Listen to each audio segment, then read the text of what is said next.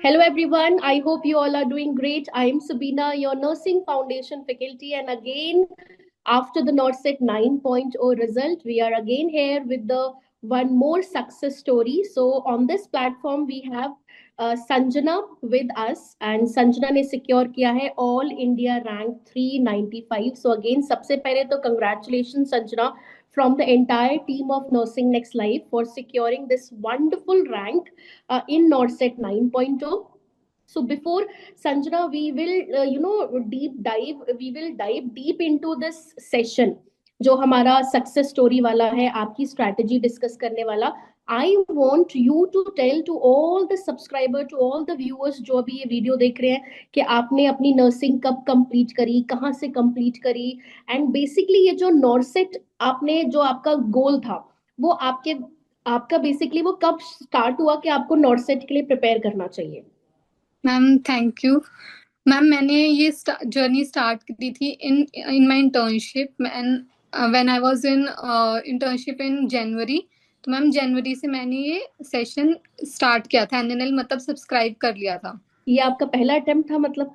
No ma'am, this is my second attempt. मैंने NORCET 8 में दिया था मैम. मैंने 2024 में सब्सक्राइब क्लियर किया. किया है बीएससी? अच्छा. यस मैम, 2025 में क्लियर. यस मैम, 2024 में क्लियर किया है. तो उसके बाद मैम मैंने इंटर्नशिप में अपना सब्सक्रिप्शन ले लिया था. बट मैम इंटर्नशिप के थ्रू आउट पढ़ाई हो नहीं पाती थी. लाइक कभी एक सेशन देख लिया, एक वीडियो देख ली मैम, रिवीजन कुछ नहीं हो पाता था. करेक्ट. तो मैम वो चलता रहा. ठीक है. उसके बाद मैम मैंने आफ्टर माय बीएससी जब मेरी कंप्लीट हो गई पूरी इंटर्नशिप, उसके बाद मैम मैंने प्रॉपरली अपनी पढ़ाई स्टार्ट करी थी. पूरे मैम मैंने सारे मेजर सब्जेक्ट अपने कंप्लीट करे, प्रॉपर नोट्स बनाए, सब कुछ. मैम मैंने मैम आई थिंक मुझे 3 to 4 मंथ इसमें लग गए थे. जनवरी. मुझे संजना यहाँ पे एक चीज ये पूछनी है कि आपने अपना बीएससी कौन से मंथ में क्लियर किया था?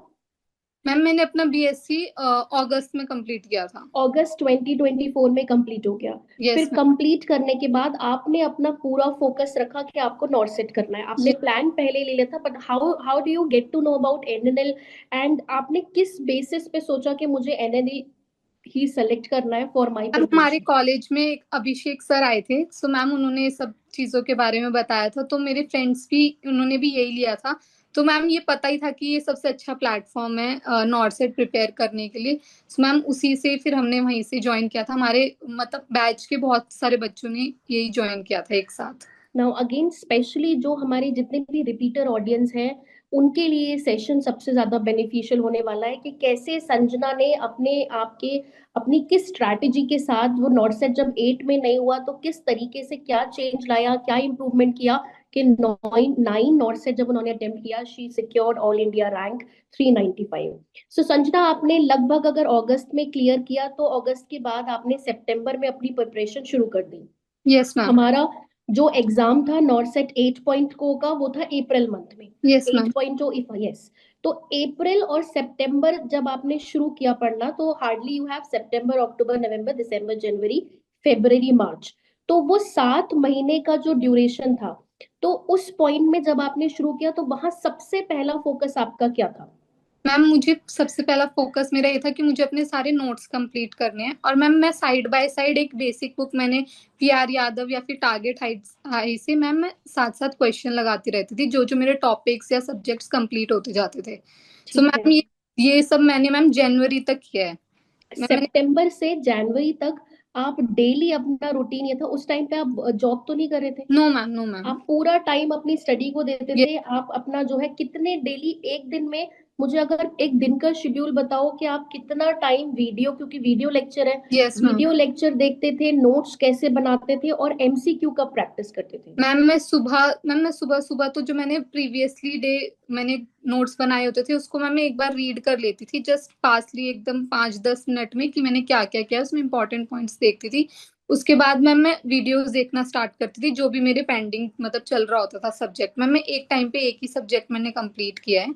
मतलब ठीक ये है. नहीं किया कि एक टाइम पर 2-3 सब्जेक्ट चल रहे, एक टाइम पे एक ही सब्जेक्ट. तो मैम ठीक मैं है. वो कंप्लीट करती थी अपना. मैं आई थिंक 1 or 2 वीडियोस देखती थी. उसके बाद में अगर देखती थी अगर इससे रिलेटेड एमसीक्यूज हैं उस बुक में, तो ओके. उसी टाइम पे सेशन कंप्लीट होने के बाद मैं वो उन एमसीक्यूज को कंप्लीट कर लेती थी, और अगर मुझे कोई एक्स्ट्रा पॉइंट उन एमसीक्यूज में दिखता था तो मैं उसी टाइम अपने नोट्स में उन्हें ऐड ऑन कर लेती थी उस वंडरफुल।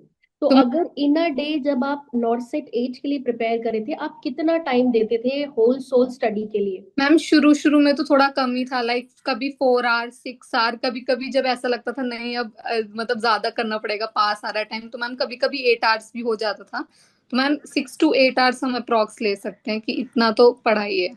तो आपने बाय जनवरी आपने आपके नोट्स प्रिपेयर कर लिए ये, मेजर सब्जेक्ट के, ये आपने इन्हीं मेजर सब्जेक्ट की एमसीक्यू प्रैक्टिस करी थी पीआर यादव और टारगेट हाई से मैम थोड़ा ये बहुत? टारगेट है मैंने कंप्लीट नहीं की थी, बट मैंने पीआर यादव पूरी कंप्लीट की थी। पूरी पीआर यादव हो ये- गई। फिर जनवरी के बाद आपने क्या शुरू किया था? मैम मैंने जेन नोट्स रिवाइज करने स्टार्ट करे मैम, क्योंकि जो सब्जेक्ट सबसे पहले मैंने कंप्लीट कर लिया था तो वो धीरे धीरे भूलने लग गए थे, क्योंकि मैम मैंने सबसे पहले ओबीजीवाई से स्टार्ट किया था, तो फिर मैंने उसी से फिर अब रिवीजन ये जो स्टार्ट किया रिवीजन फिर आपने से। शुरू किया था, ये कैसे रिवाइज करते थे? मतलब ओपन किया नोटबुक को और सिंपली उसको बस पढ़ रहे हैं?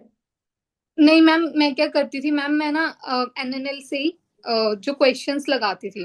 मैम फॉर एग्जांपल अगर मेरा हाइपरटेंशन मतलब एक्लेम्शिया से कोई क्वेश्चन गलत हुआ है, तो मैम मैं उसी टाइम देन एंड देयर अपने नोट्स खोलती थी, वो टॉपिक में जल्दी से रिवाइज करती थी 5 और 10 मिनट्स में। तो मैम मुझे पता चल जाता था कि मैं इस टॉपिक से अपने क्वेश्चंस गलत कर रही हूँ, तो मैम उसी टाइम उन टॉपिक्स को रिवाइज कर लेती थी। और मैम मैं एक वीक रखती थी अपना कि उसमें मुझे पूरा तो कंप्लीट करना ही है, पूरा तो पढ़ना ही है, बट जो मैं क्वेश्चंस गलत कर रही हूँ उन टॉपिक्स पे मुझे ज्यादा फोकस करना है। मतलब आपने टारगेट बनाया हुआ था कि एक वीक में यही रिवीजन यस, यही रिवाइज होगा। और यस, रिवीजन में भी आप जो एमसीक्यूज जो एनएनएल के टेस्ट में थे, जो क्यू बैंक था उसके यस मैम, एमसीक्यू आप सॉल्व कर रहे थे। जहां पर भी आपने मिस्टेक किया या आपसे नहीं हुआ, then you will go back and revise the content. Yes very ma'am. Good. मतलब आपने दोबारा रिवीजन के टाइम पे वीडियो नहीं देखी? No ma'am, no ma'am. ठीक है। तो ये रिवीजन आप कब तक करते गए? मैम मैंने आई थिंक फेब और मार्च के मिड तक मैंने पूरा रिवीजन किया था मैम। उसके बाद फिर जब फास्ट ट्रैक क्लासेस आई थी तो मैम मैंने वो देखी थी, ठीक ताकि है। एक बार मेरा थ्रू आउट पूरा अच्छे से और कंप्लीट हो जाए, जो पॉइंट्स मिस है या फिर मैं भूल गई हूँ, तो मैम फिर मैंने वो देखना और स्टार्ट। इस बीच में माइनर सब्जेक्ट आपने कब कवर किए? मैम माइनर सब्जेक्ट्स के मैंने सिर्फ फास्ट ट्रैक वीडियोस देखे थे, ठीक। एंड मैम उसके उसी टाइम नोट्स बनाए थे फास्ट ट्रैक वीडियोस से, और मैंने सिर्फ उनको रिवाइज किया था और पीआर यादव से क्वेश्चंस लगाए आपने थे। एनएनएल के टेस्ट दिए और आपने पीआर यादव किया। अब यस, इसके बाद जब आप 8.0 का प्रीलिम्स देने गए, यस तो मैम। प्रीलिम्स में क्या हुआ, पहले तो ये बताओ।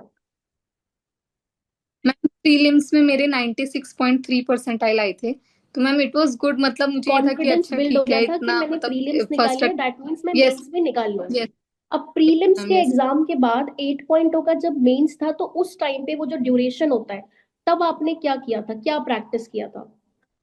मैम मैं उस टाइम पे सिर्फ रिवाइज कर रही थी मैम, आई थिंक मुझे ऐसा लगता है वो मेरी सबसे बड़ी मिस्टेक्स थी कि मैं सिर्फ नोट्स ही रिवाइज कर रही थी, मैं क्वेश्चन प्रैक्टिस नहीं कर रही थी। मतलब मुझे लग रहा था कि अब मुझे सिर्फ नोट्स रिवाइज करने चाहिए, तो मैम मैंने सिर्फ नोट्स रिवाइज करे, क्वेश्चन प्रैक्टिस में बिल्कुल ही छोड़ दिया था। और मैंने मैम टेस्ट भी बहुत कम लगाए थे उस टाइम पे, मेंस पैटर्न के बहुत कम टेस्ट लगाए थे, तो मैम फिर उस वजह से थोड़ा ब्लंडर हो गया। मेंस के अब 8.0 मेंस में आपका स्कोर कितना था? मैम 8.2 में मैम मेरी रैंक थी 6,321। सो मैम बहुत नाउ दिस अगेन अगेन जो यहाँ पे रिपीट हुआ है, जो यहाँ पे संजना ने बोला है 6,000 रैंक थी, और जब उन्होंने संजना ने सेकेंड अटेम्प्ट किया तो वो 6,000 से 395। Wonderful jump, wonderful. और everything is possible, so specially those who are going to repeat and going to attempt this not say 10.0 as a second attempt, ये उनके लिए बहुत ही ज्यादा इंस्पायरिंग हो सकता है। If Sanjana can do it, you can also do it. No matter आपके अभी 9.0 में क्या रैंक आया है, आप उस रैंक को कन्वर्ट कर सकते हो एंड इजिली क्लियर क्लियर कर सकते हो। यू नीड टू अंडरस्टैंड कि क्या लैकिंग था। जैसे संजना ने खुद ब खुद अपने अपने सक्सेस स्टोरी में यहाँ पे हाईलाइट किया कि प्रीलिम्स में after securing a very good position, उन्होंने मेंस में ज्यादा ध्यान एमसीक्यू पे नहीं दिया। She was just revising and going through the written content जो उनका अपना नोट्स था, और इसी वजह से उनके एमसीक्यूज का बिल्कुल टच छूट गया। तो this can be one of the very important factor के मेंस में उस टाइम पे वो इतना रैंक सिक्योर नहीं कर पाए। अब संजना, जब आप को पता चल गया कि मेंस में नहीं हुआ है, 8 में नहीं हुआ है। नाउ है अगेन, ये बहुत ही इंपॉर्टेंट क्वेश्चन होता है कि जब जो हम पहली बार अटेम्प्ट करते हैं या सेकेंड अटेम्प्ट होता है और जब उसमें हमें पता चलता है कि हमारा सिलेक्शन नहीं हुआ है, वापस से अपने आप को रीसेट करना, वापस से सब चीजें दोबारा से शुरू करना कितना मुश्किल है।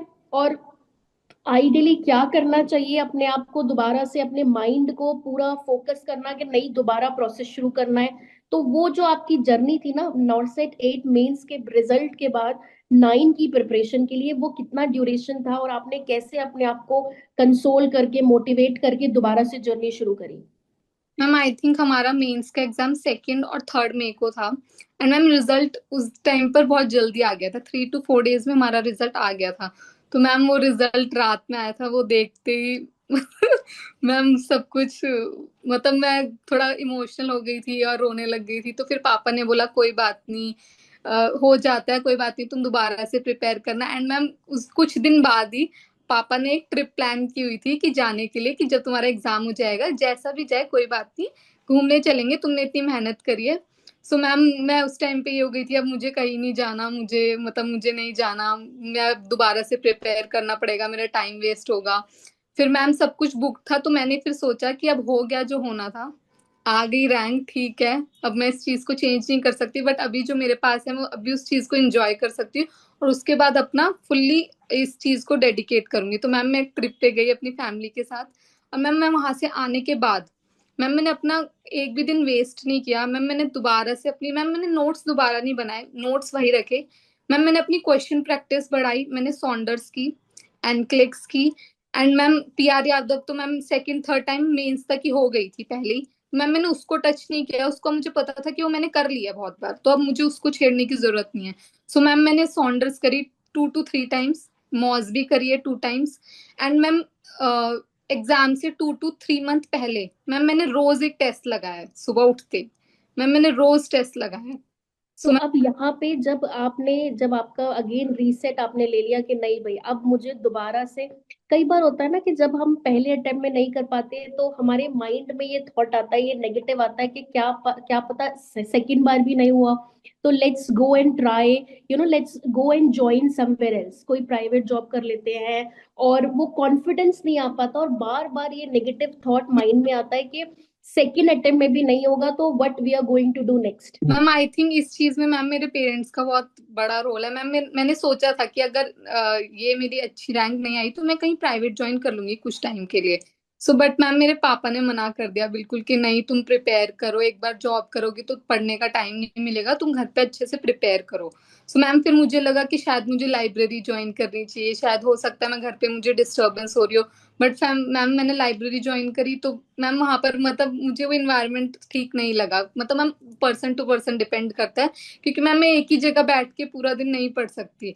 2-3 घंटे ठीक है पढ़ लिया, बट फिर मैम मुझे ऐसा लगने लगा कि मैं टाइम वेस्ट कर रही हूँ जाना आना। मैम मैंने 10 days रखा, फिर मैंने छोड़ दिया, क्योंकि मेरे पास सब कुछ घर पे अच्छा सेटअप था, रूम था, डेस्क चेयर सब कुछ। तो मैम मैंने फिर घर से ही अच्छे से प्रिपेयर करना स्टार्ट किया। एंड मैम जॉब तो मैंने ज्वाइन नहीं करी। तो मैम मई जून जुलाई अगस्त सितंबर मैम हमारे पास 4 to 5 months थे इसके लिए। तो मैम मैंने 2 to 3 month में ये बुक्स अपनी कंप्लीट करी थी, 2 months में, सॉन्डर्स मॉसबी, और साथ साथ नोट्स रिवीजन तो चल ही रहे थे सब्जेक्ट बाय सब्जेक्ट। तो इस टाइम पे भी सिर्फ आप एमसीक्यू को फोकस दिया आपने? Yes ma'am, ma'am notes revision and MCQ. And ma'am मैंने अपने कुछ शॉर्ट नोट्स भी बनाए हुए थे इंपॉर्टेंट टॉपिक्स के, जो मैम मोस्टली रिपीटेड टॉपिक्स होते हैं उनके वंडरफुल। टॉपिक्स के नोट्स बनाए हुए थे मैम, मैं उनको डेली रिवाइज करती थी। और मेरे डेस्क के आगे शॉर्ट नोट्स लगे हुए थे ईसीजी के, सीवीपी लाइन के, मतलब मैम जो पोजीशंस वगैरह सब होती है मैम उनको मैं मैम डेली रिवाइज करती थी। जो पता है कि हमें ये पता है मैम एम्स में कि ये टॉपिक्स तो आने ही हाँ आने, नहीं आना है। कुछ वंडरफुल। टॉपिक। अगेन यहाँ पे संजना जो आपने पॉइंट बोला बिल्कुल वैलिड है। If you are someone who is going to attempt this as a second और third, you have to make sure कि जो टॉपिक आपने पता है आने ही आने हैं उनके शॉर्ट नोट बना लो, यस मैम। क्योंकि वही शॉर्ट नोट को आपको आपको पूरी थ्योरी नहीं पढ़नी है। Yes ma'am. Yes ma'am. अब आपको पता है कि एबीजी से क्वेश्चन आएगा, ईसीजी से क्वेश्चन आएगा, सीवीपी से क्वेश्चन आएगा, उनके छोटे छोटे नोट्स बना के उन्हें रिवाइज करो। और पूरा टाइम, स्पेशली जो सेकेंड अटेम्प्टर्स होते हैं, उनको अपना पूरा टाइम डिवोट करना है प्रैक्टिस में। Yes ma'am. जितना ज्यादा आप एमसीक्यू, क्योंकि आप पढ़ चुके हो, आपने एक बार वीडियो देख लिया, आपने नोट्स बना लिए, बार बार नोट्स को जब आप पढ़ोगे तो आपको ये डिलेमा होगा कि मुझे, आपको लगेगा मैं सब कुछ भूल गया हूँ। तो यस वो उसको साइड में रखो और सिर्फ प्रैक्टिस पे ध्यान दो। जैसे संजना ने यहाँ पे बोला कि उन्होंने मॉसबी साउंडर्स जो है कंप्लीट कर ली, मल्टीपल टाइम रिपीट किया, तो आप पूरा दिन सिर्फ एमसीक्यू प्रैक्टिस करते थे यस तब। Yes ma'am. Ma'am MCQ practice में मैं सेशन रखती थी कि 3 आवर में मुझे एक सब्जेक्ट या तो मैम उस टाइम तक ना बहुत मल्टीपल रिवीजन्स हो गए थे, तो रिवीजन करने का टाइम भी बहुत शॉर्ट हो गया था, like half correct. 2 to 3 hour में रिवाइज हो जाता था। तो मैम 3 आवर में रिवाइज करती थी, उसके 3 आवर में फिर उसके बाद क्वेश्चन प्रैक्टिस करती थी। एंड मैम बट सुबह उठते मैंने जैसे बताया एग्जाम से 3 मंथ पहले सिर्फ मैम मैंने रोज एक टेस्ट लगाया सुबह उठते ही। मैम एक आर कुछ तो ये आप कौन सा टेस्ट देते थे जो आप डेली 3 मंथ में दे रहे थे? मैम मैंने एक टेस्ट सीरीज ज्वाइन की हुई थी, तो मैं उससे रोज एक टेस्ट लगाती थी सुबह से। मैंने 2 प्लेटफॉर्म्स यूज करे थे टेस्ट सीरीज के लिए, और एनएनएल के क्वेश्चन प्रैक्टिस और नोट्स मैंने सिर्फ एनएनएल से बनाए हैं। तो आपने डेली जो है टेस्ट सीरीज यस मैम। और आपने एनएनएल का जो वीडियो कंटेंट था उसके अपने नोट्स को फुल प्रूफ बना लिया और वहां से अपने रिवाइज करते रहे।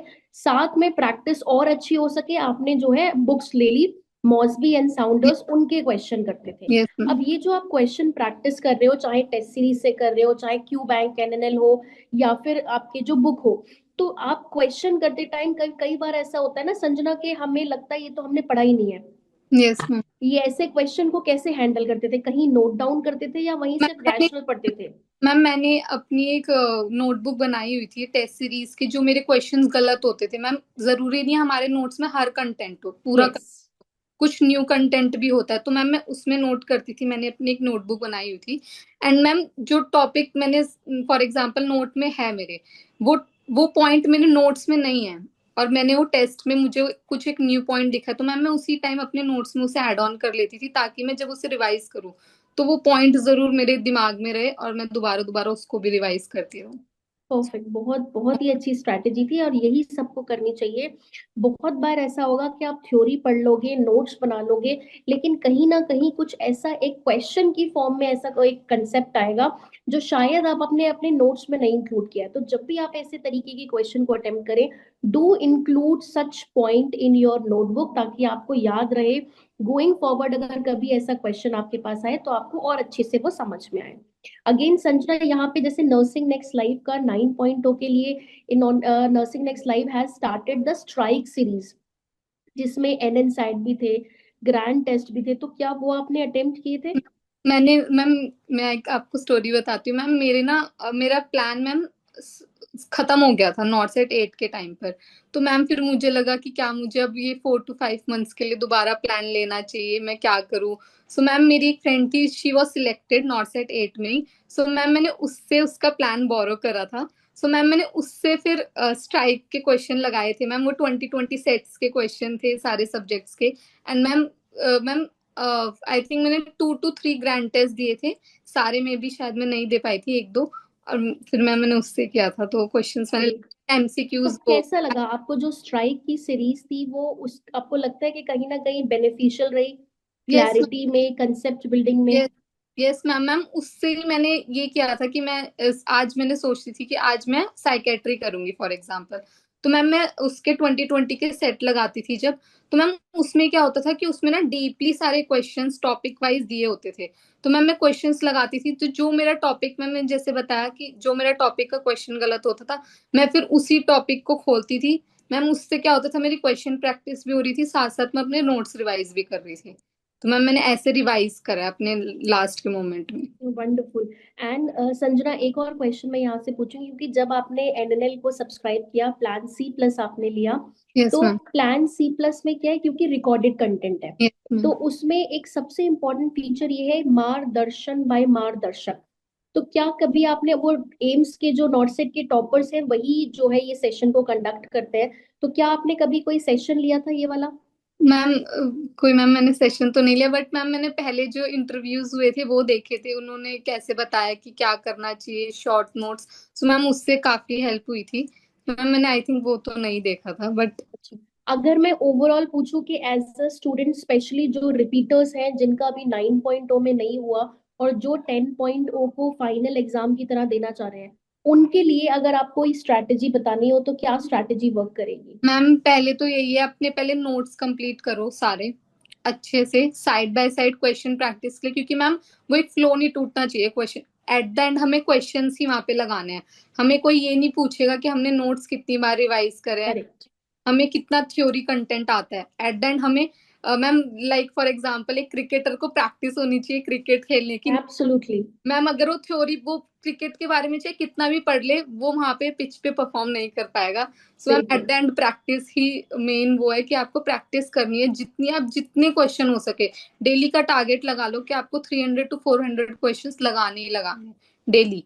एंड साइड बाय साइड अपनी थ्योरी कंप्लीट करनी है। एंड जब पूरी थ्योरी कंप्लीट हो जाए तो आप थोड़ी और स्टैंडर्ड बुक्स पे जा सकते हो, अपर बुक्स पे। शुरू से उन्हें स्टार्ट मत करो, क्योंकि मैम जब तक हमें पूरा सिलेबस पता नहीं होता तो वो क्वेश्चंस फिर हमें बहुत हार्ड लगते हैं। हमें लगता है करेक्ट। कि ये क्वेश्चंस तो हमसे हो ही नहीं रहे हैं, हम कैसे कर पाएंगे। सो पहले आप इजी कंटेंट को पूरा कंप्लीट करो, अपने बेसिक बुक्स लगाओ, उसके बाद आप अच्छी बुक्स पे जा सकते हो। अगेन वंडरफुल एडवाइस जो यहाँ पे संजना ने दी कि डोंट डायरेक्टली जंप इनटू मॉसबी और साउंडर्स। पहले आपके पास अगर कोई बेसिक बुक है, जैसे कि आपकी पीआर यादव हो गई, टारगेट हाई हो गई, पहले उनके एमसीक्यूज देख लो। फिर जब आपका थ्योरी कंप्लीट हो जाएगा then you can move to Saunders and मॉसबी।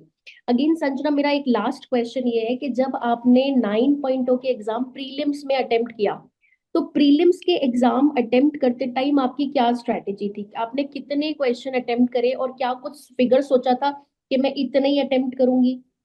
Ma'am मेरा मैम पहले भी प्री अच्छा गया था, तो मुझे ये था कि मुझे मैम, मेरा एक प्रॉब्लम था कि मेरे ना नेगेटिव्स थोड़े ज्यादा होते थे। सो मुझे ये पता था कि अगर मैंने कम अटेम्प्ट करे और अगर मेरे नेगेटिव ज्यादा हो गए, सो मैं वैसी रेस से आउट हूँ।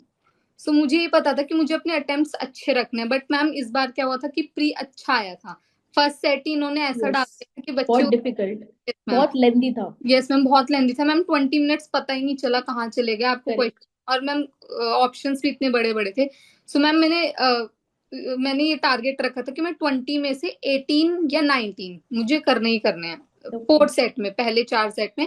मैम मैंने नॉन नर्सिंग पे इतना ध्यान नहीं दिया था, तो मुझे ये था कि उसमें मुझे जितना आता होगा मैं उसमें उतना अटेम्प्ट करूंगी, 4 क्वेश्चन 5 10 जितने भी। बट मुझे ये जो फोर्थ सेट है इसमें अपना कंप्लीट अच्छे से करना है। तो मैम मैंने आई थिंक 91 क्वेश्चन अटेम्प्ट करे थे। एंड मैम उसमें से मेरे 20 क्वेश्चन रॉन्ग। नेगेटिव थे। Yes ma'am. तो मैम आई थिंक मेरा ओवरऑल स्कोर आई 63 और 64 समथिंग बना था। ग्रेट। तो मतलब हमेशा जब भी आप प्रीलिम्स अटेम्प्ट करें, क्योंकि आपको क्वालिफाई करना है, तो हमेशा सेफ जोन में रहो। यस अगर आपके 15-20 क्वेश्चन गलत भी हो गए तब भी आप सेफ जोन में रहोगे। यस मैम, ये मेंस। सकता है कि कोई कोई बच्चा होता है उसकी एक्यूरेसी बहुत अच्छी होती है, उनको पता है करेक्ट। कि मैं ज्यादा नेगेटिव नहीं करता। मैम वो शायद थोड़े कम अटेम्प्ट कर सकते हैं। बट मैम जिनको पता है कि उनके नेगेटिव भी ज्यादा होते हैं, सो आप अपना अटेम्प्ट थोड़ा अच्छा ही रखो। मैम बाद में रिग्रेट नहीं होना चाहिए कि कम अटेम्प्ट करे, थोड़े ज्यादा अटेम्प्ट करे तो शायद हो जाता। मैम एंड मेंस की स्ट्रेटेजी क्या थी कि मेंस में कितने अटेम्प्ट करने हैं? मैम मैंने मेंस में 148 अटेम्प्ट करे थे। Good number.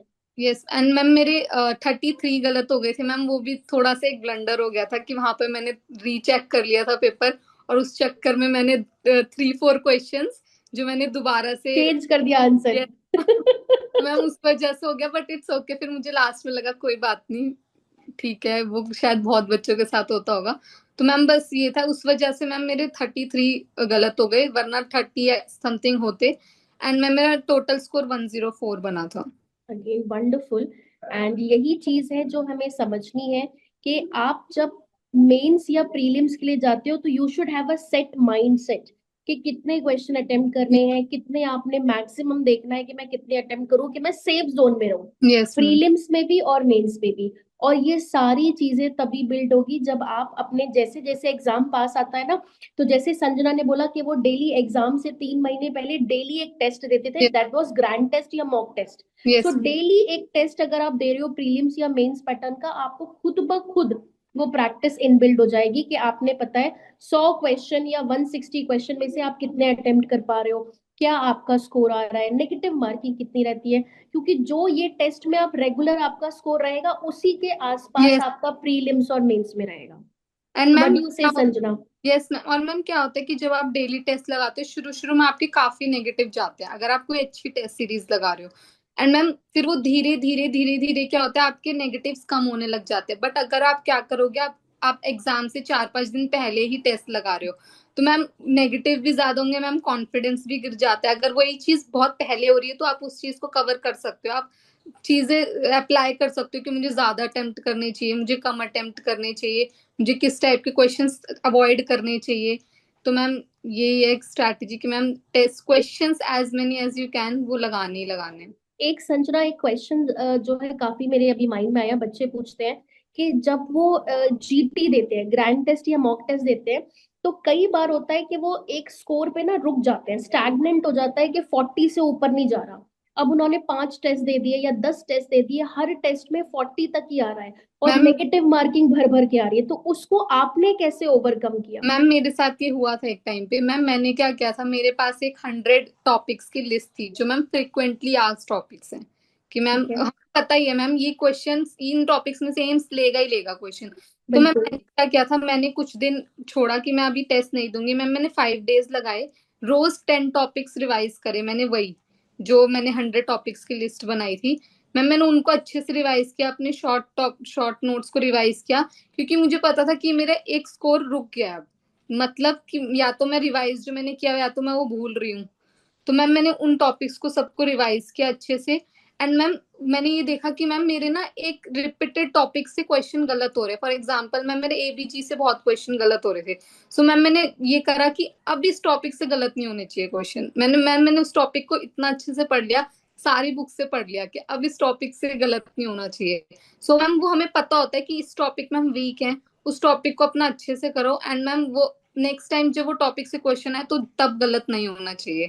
वंडरफुल। अगेन यहाँ पे जितने भी स्पेशली जो सेकंड टाइम या third time not set attempt करेंगे 10.0, प्लीज मेक श्योर कि अब आपने अपना मैक्सिमम टाइम प्रैक्टिस को देना है। ये रिवाइज करने में आपके ये ना माइंड में अभी भी ये रहता ही रहेगा कि आपने कुछ नहीं पढ़ा है, आप भूल रहे हो, उसे साइड में रखो और एमसीक्यू प्रैक्टिस शुरू कर दो, क्योंकि यस एमसीक्यू से ही रिवाइज कर रहे हो। और ये ध्यान रखो कि जब भी ग्रैंड टेस्ट दो तो उसे सीरियसनेस के साथ दो, यस बिल्कुल भी मजाक में मत दो। जैसे संजना ने बोला कि 100 टॉपिक की लिस्ट है, जो हाई यील्डिंग लिस्ट होती है, उनको पहले सेट बना के रिवाइज कर लो, नोट्स बनाओ, रिवाइज कर लो।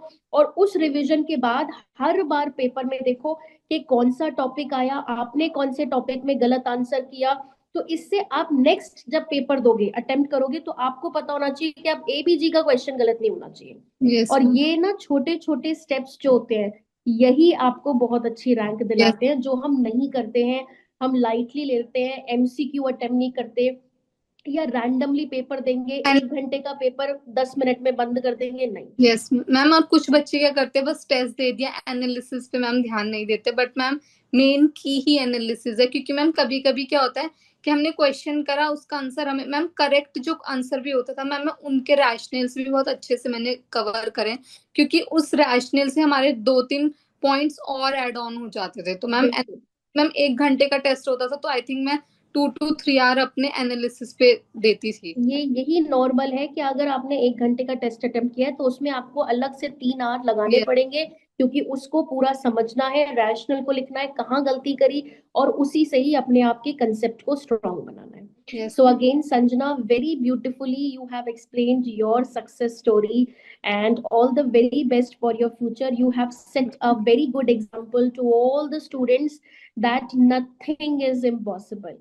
तो जितना भी आप अभी नेगेटिव थॉट माइंड में आ रहा होगा, जितने भी अभी जो स्टूडेंट्स हैं, those you know who are who जिनका 9.1 अटेम्प्ट में नहीं हुआ and 10.0 is going to be the second attempt, तो स्पेशली उन सब के लिए कि नेगेटिव थॉट या कोई ऐसा सेकेंड प्लान बी वाला ऑप्शन अभी मत लाओ। No ma'am. April is just around the corner.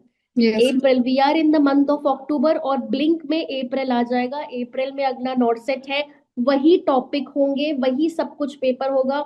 all you have to do is have patience, reset yourself, realign yourself, and again back to the preparation journey. You can take the important golden tips and tricks जो संजना ने यहाँ पे इस session में share किया है, that दोबारा से वीडियो, दोबारा से नोट्स पे नहीं जाना, more focus on the practice part, and जो टॉपिक आते ही आते हैं उन्हीं टॉपिक को बार बार रिवाइज करना, and take your grand test very seriously. So again, thank you so much, Sanjana, and again, all the very best. And congratulations from the entire team of Nursing Next Live. It was truly a pleasure. Uh, कि आपने अपना इतना अच्छा success story, इतने अच्छे important tips and tricks सारे viewers के साथ शेयर किए. Thank you ma'am. So again, that's all from my side, and see you all in next important success, interesting success story. Till then, stay happy, stay healthy.